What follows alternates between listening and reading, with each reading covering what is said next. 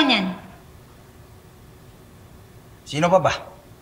Eh di yung ungas na siya na yan. Ha? Si Sean na naman?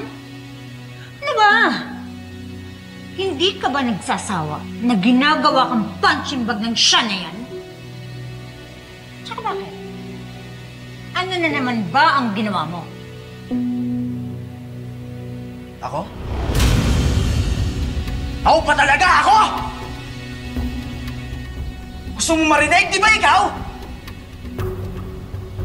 Na dahil sa'yo, ikaw yung nagsimula ng gulo. Pinaing mo ako para lokohin si Miss Chinchin.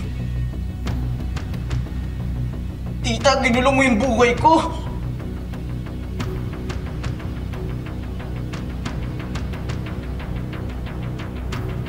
Ginamit mo ako. Wala kang kwentang nanay!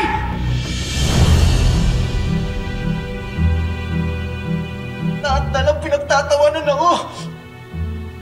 Wala na akong mukhang iharap.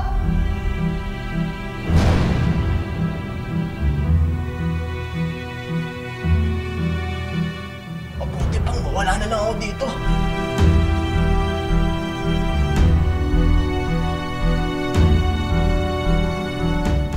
Ayoko na. Sasaktan na ako eh.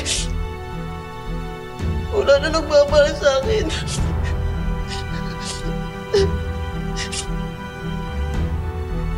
Nakahit kayo. Ginagamit nyo lang ako eh.